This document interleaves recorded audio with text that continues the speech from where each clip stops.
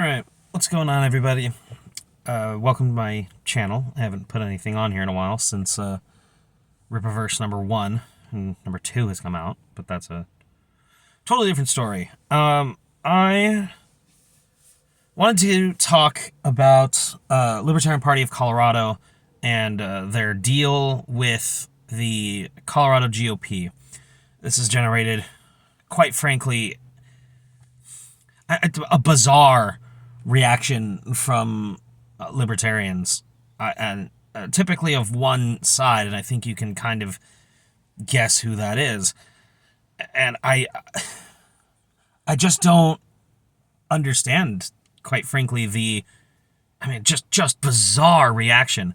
It's ranged anywhere from the Colorado Libertarian Party has sold out to Republicans to this is what the Mises Caucus had in mind all along, which is to take over the Libertarian Party and just let it become the Republican Party, and let them just deranged and bizarre reactions.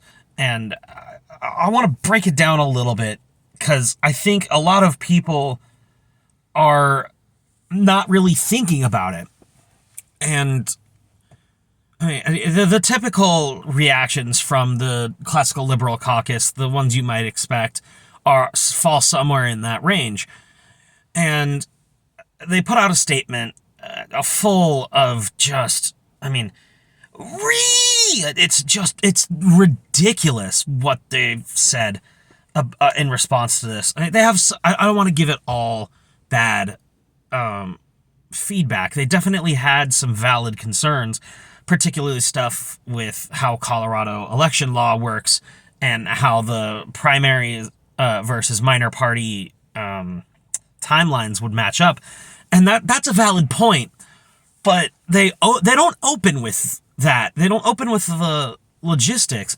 They open with this sellout mentality that it does a disservice to Colorado libertarians, that it weakens people wanting to spread liberty, and that this is just capitulating to Republicans. And I genuinely think these people just put party over politics. And I mean, you could go onto my Twitter what is it now? Is it at Liberty Enthusiast, or is it still at K2? Dude, man, search Liberty Enthusiast. You'll see my face, and it'll be me. I've been all over this. I mean, you can see the deranged reactions from people. And one of them was the Libertarian Party of Michigan.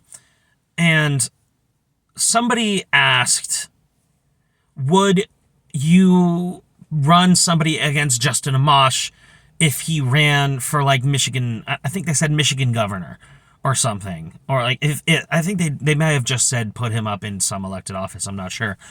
And they said, would you run somebody against Justin Amash? And the Libertarian Party of Michigan said yes. Which is just... Look, I think that's bizarre. I think that's quite frankly insane. I mean, the fact that you might potentially split the Liberty vote is, especially away from somebody like Justin Amash, is crazy to me.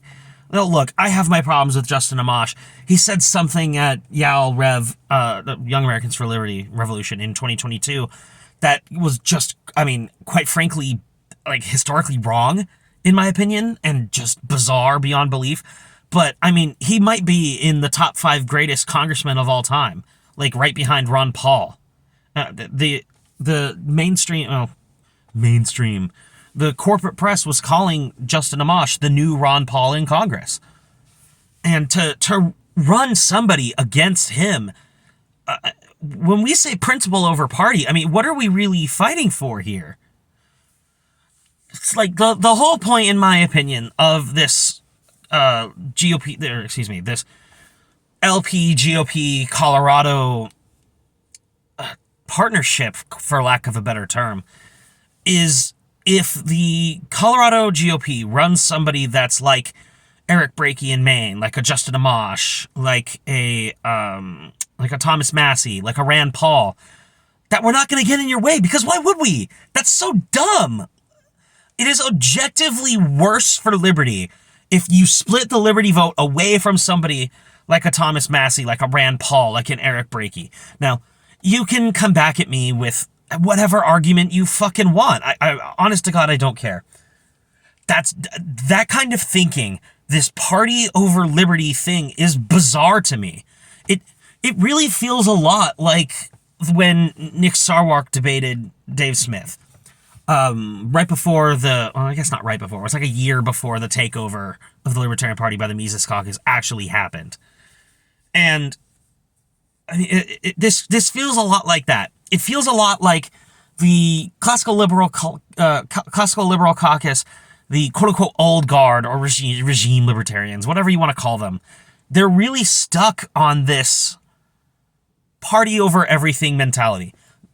The vote count, they'll give all the vote count has dropped since Gary Johnson, the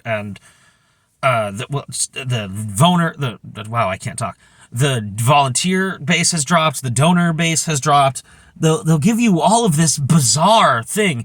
Forget the fact that in off-cycle election years, this happens literally every time in the LP, every single off year, 2014, 2018, every single year, every single one. Ever since, what's his name?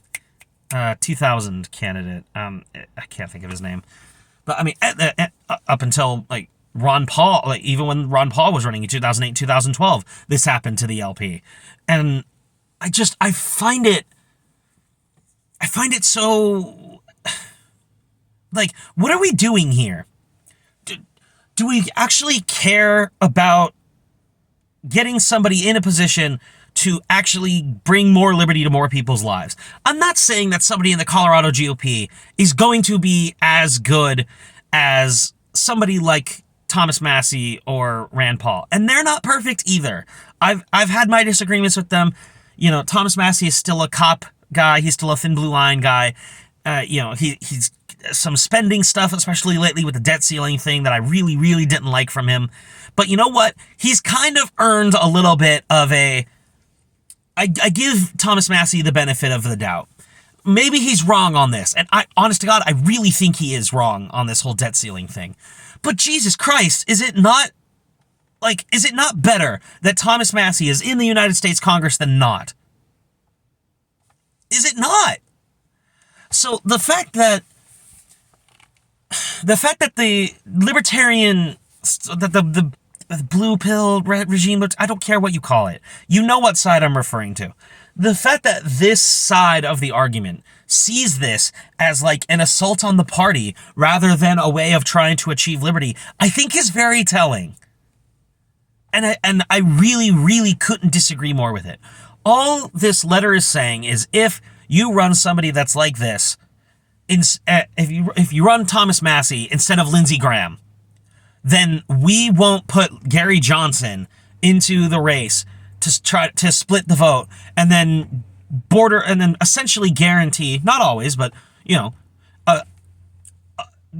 put us more in the direction of ending up with a Hillary Clinton, which I guess isn't all that different from a Lindsey Graham, but or like an AOC, or, you know, whatever, somebody that's objectively going to be worse.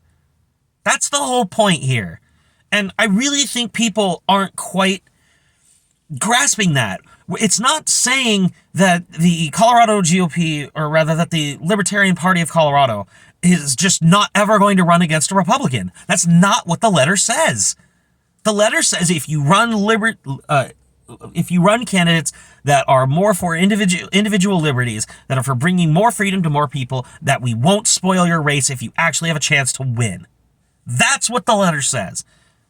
And I'm really, really annoyed by all of these people on this one side that are like overlooking that very important part. This is a strategic battle.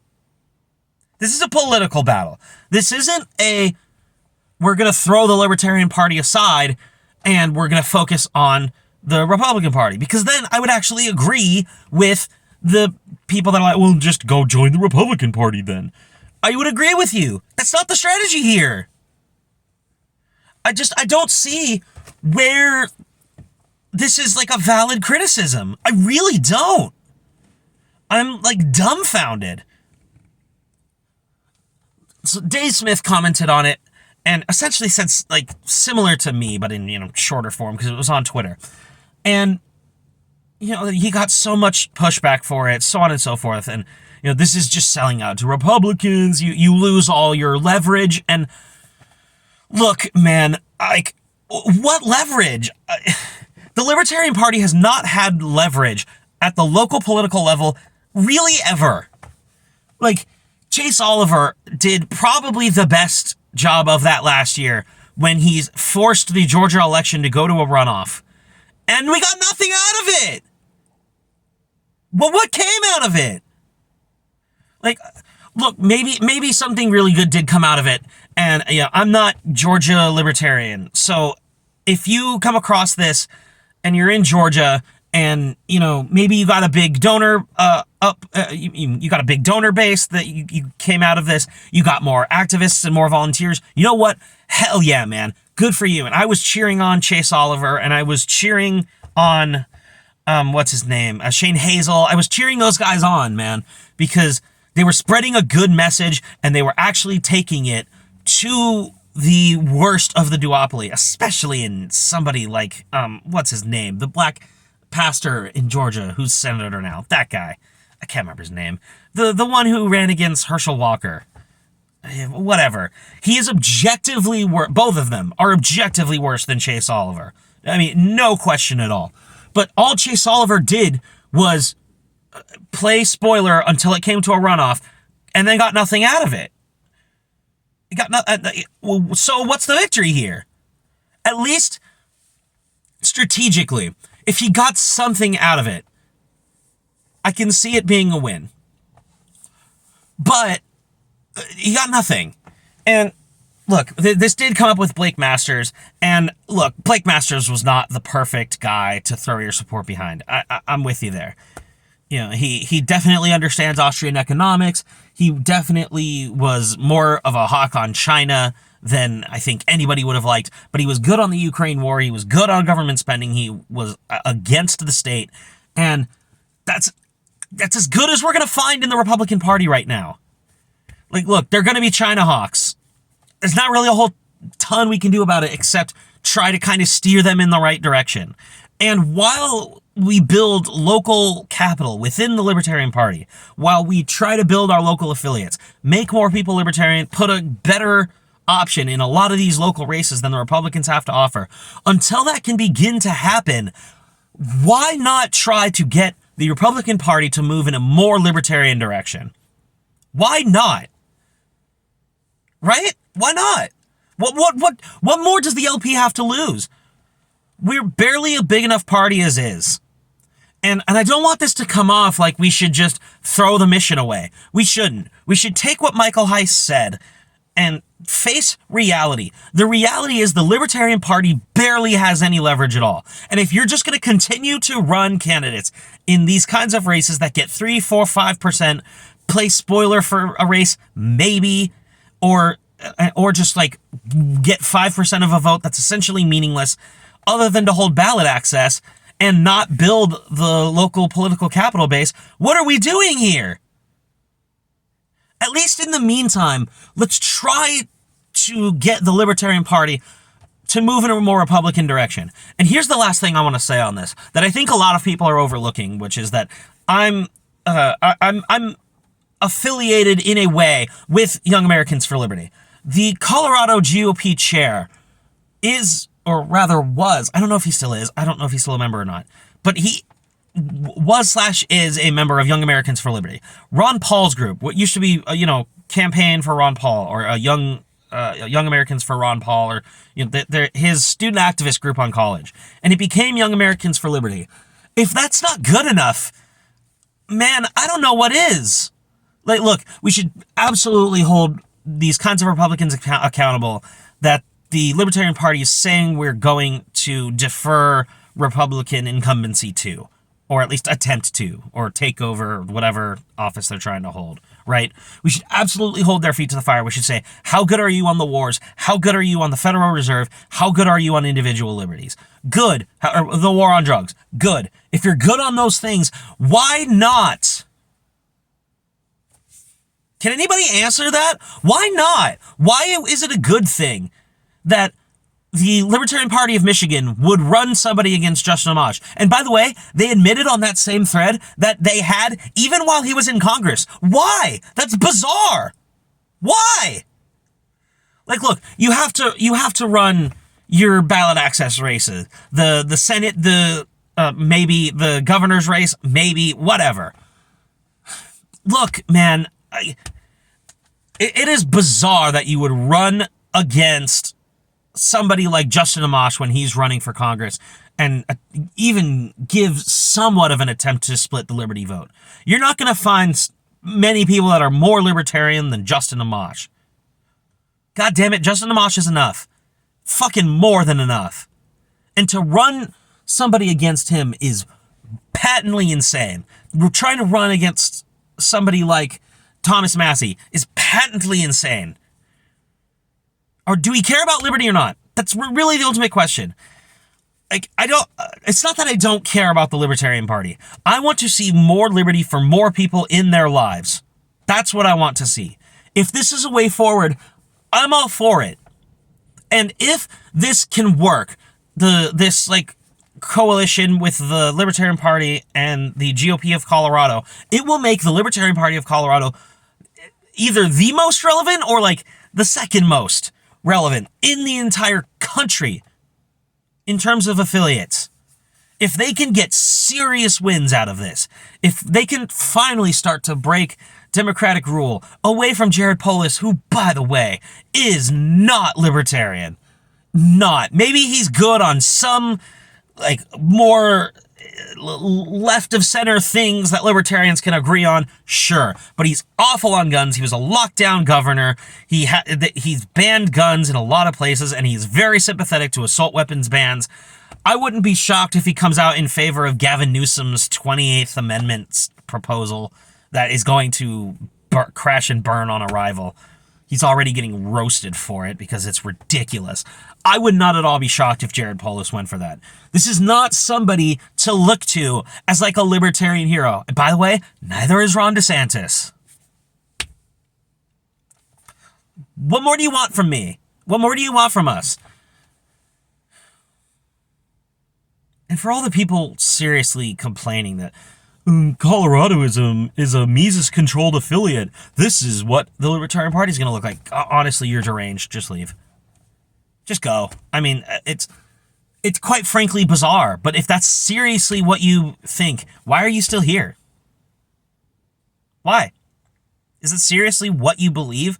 Then go. Then leave. Go join the Pirate Party or the People's Party or the Democratic Socialists of America or whatever. Nobody